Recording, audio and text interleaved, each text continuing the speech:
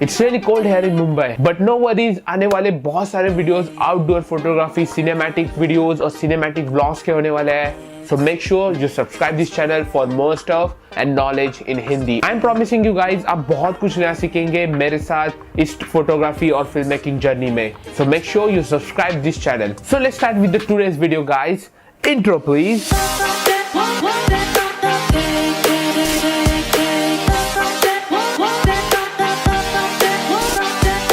Video बहुत special होने वाला है क्योंकि ये वीडियो उनके लिए है जिन्होंने अभी अभी फोटोग्राफी या फिल्म मेकिंग स्टार्ट की हो. उन्हें सब कैमरा की सेटिंग्स पता है, जैसे आईएसओ, एपर्चर, शटर स्पीड, ये सभी आपको पता है और अभी आपको डीएसएलआर कैमरा हैंडल करने में कोई प्रॉब्लम नहीं है.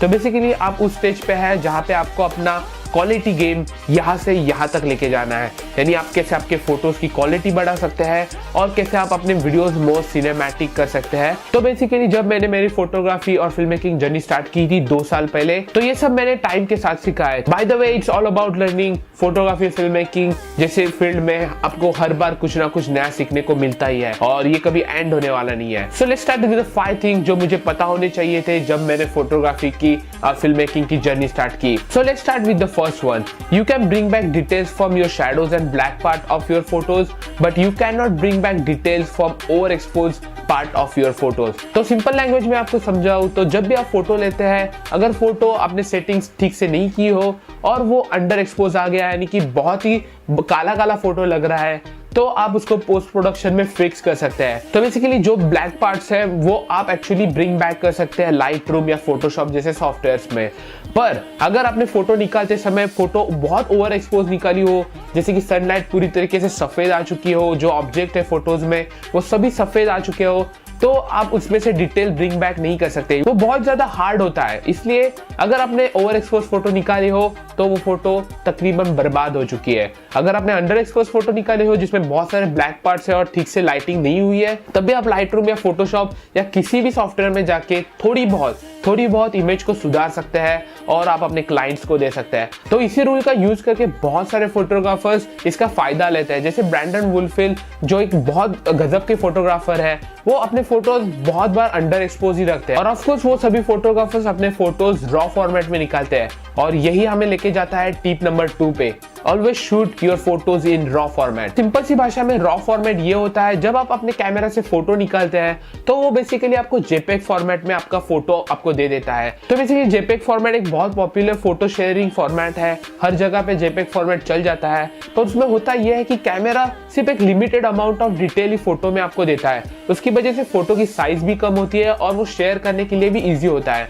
पर जब आपने कैमरा सेटिंग्स पे जाओगे और रॉ प्लस जेपेग ये ऑप्शन ऑन करोगे तो बेसिकली कैमरा आपको 2 तरीके के फोटो देगा. एक होगा जेपेग जो कि तकरीबन 4 to 7 MB का होगा और दूसरा फोटो आएगा रॉ फॉर्मेट में जो कि 25 to 30 MB का भी हो सकता है. Depends on what you are clicking. तो मैं आपको आसान भाषा में समझाऊं, जब आप रॉ फॉर्मेट में फोटोज लेते हैं तब कैमरा अपना खुद का दिमाग नहीं लगाता और वो सभी की सभी डिटेल रॉ फॉर्मेट में भर देता है, जो कि आप पोस्ट प्रोडक्शन में लाइट रूम या फोटोशॉप में बहुत अच्छी तरीके से एडिट कर सकते हो और आपको बहुत फ्लेक्सिबिलिटी भी मिलेगी अपना फोटो एडिट करते समय. मैं खुद सभी फोटो रॉ फॉर्मेट में लेता हूँ और बाद में उन्हें लाइट रूम में एडिट करता हूँ, जिससे मुझे पूरी तरीके से फ्लेक्सिबिलिटी मिलती है जो पार्ट्स डार्क आए हैं उनको ब्रिंग बैक करने के लिए. तो थर्ड टिप मैं आपको देना चाहूंगा, always use anti filter while shooting videos in direct sunlight. तो बेसिकली एंटी फिल्टर के बारे में मैंने पहले ही एक पूरी तरीके से फुल इंफॉर्मेशन वीडियो बना के रखी है. आप उस वीडियो को यहाँ पे क्लिक करके देख सकते हैं. मैंने इसके बारे में सभी आपको जानकारी दी है उस वीडियो में. तो बेसिकली एंटी फिल्टर सनग्लास की तरह काम करके जो भी हार्श लाइट है उसे आपके लेंस के सेंसर तक आने नहीं देता और आप अपने एपर्चर को पूरी तरीके से वाइड निकाल के भी खुली सनलाइट में विदाउट ओवर एक्सपोजिंग वीडियो ले सकते हैं. आप डेफिनेटली एंटी फिल्टर वाली मेरी वीडियो चेक कीजिएगा. हिंदी में ही है वो वीडियो और बहुत इंफॉर्मेटिव है और आपके लिए बहुत काम आएगी. तो फोर्थ टिप भी video recording and cinematic video related ही है. Always shoot your videos in flat picture profile. तो सिंपल लैंग्वेज में मैं आपको समझाऊं तो फ्लैट पिक्चर प्रोफाइल बेसिकली पूरी तरीके से डाउन सैचुरेशन, डाउन कॉन्ट्रास्ट, ये सभी जो वैल्यूज है उन्हें डाउन करके बनाई जाती है। तो जो भी आप कैमरा यूज कर रहे हैं उसकी डिफॉल्ट पिक्चर प्रोफाइल जो न्यूट्रल प्रोफाइल पिक्चर रहती है, स्टैंडर्ड रहती है, विविड रहती है, ये सब आप अगर यूज करोगे तो कैमरा अपना खुद का दिमाग लगाता है और आपको जो कलर रिप्रेजेंटेशन होता है उसके खुद के दिमाग से देता है। अगर कैनन के न्यूट्रल प्रोफाइल में ऐसा रेड कलर उन्होंने कोड किया है तो आपको